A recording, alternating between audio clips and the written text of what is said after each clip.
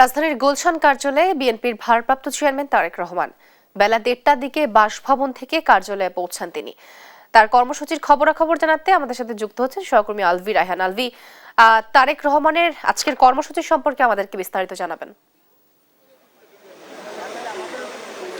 তো আমি এই মুহূর্তে দাঁড়িয়ে আছি বিএনপির চেয়ারপারসনের কার্যালয়ের সামনে, যেখানে কিছুক্ষণ আগেই জনাব তারেক রহমানের ১৯৬ নম্বর যে বাড়িটি রয়েছেন সেখান থেকে তিনি সরাসরি এখানে এসেছেন। তিনি ১৭ বছর পর দেশে ফেরার পর আজকেই কিন্তু এখানে তিনি প্রথম এখানে আসলেন এবং তিনি এখানে এসে নেতাকর্মীদের সাথে আজকে যোগাযোগ বা এখানে বসবেন, তাদের সাথে কথা বলবেন, তাদের নির্বাচন নিয়ে কথা বা নির্বাচনের রোডম্যাপ নিয়ে এখানে তাদের কথাবার্তা হতে পারে বলে আমরা এখন পর্যন্ত জানতে পারছি।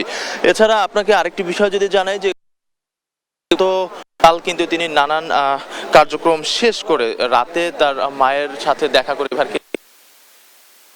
সেখান থেকে এখন তিনি প্রথমবারের মতো বিএনপির চেয়ারপারসন কার্যালয়ে এসেছেন। এখানে বিএনপির নেতা কর্মীদের পাশাপাশি কিন্তু সাধারণ জনগণ দেখা যাচ্ছে। নেতাকর্মীরা আসছেন এবং নানান আশ্বাস দিচ্ছেন আমাদেরকে যে বিএনপি নির্বাচনে গেলে বা নির্বাচনে সুষ্ঠু নির্বাচন করার জন্য যেই প্রক্রিয়া দরকার তারা অবশ্যই সেই সাথে থাকবেন এবং ইনশাল্লাহ ভালো কিছু হবে, নতুন বাংলাদেশ হবে, এমনটাই কিন্তু তারা আমাদেরকে বলছেন। এছাড়া তিনি কিন্তু গতকালই ভোটার হওয়ার যে আবেদন প্রক্রিয়া সেটা কিন্তু শেষ করেছেন এবং হয়তোবা দু একদিনের মধ্যেই তিনি ভোটারের যেই ভোটার আইডি কার্ড তিনি পেয়ে যাবেন বলে আমরা জানতে পেরেছি এবং তিনি ঢাকা 17 আসনের কিন্তু ভোটার হয়েছেন, ভোটারের জন্য আবেদন করেছেন।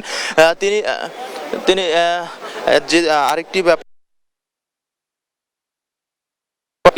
নমিনেশন ফর্ম নিয়েছেন এবং বগুড়ার পাশাপাশি তিনি এখানেও ঢাকা 17 আসনে তিনি নির্বাচন করবেন বলে আমরা জানতে পেরেছি। এই ছিল আমার কাছে বিএনপির চেয়ারপারসন কার্যালয়ের সামনে থেকে সর্বশেষ তথ্য।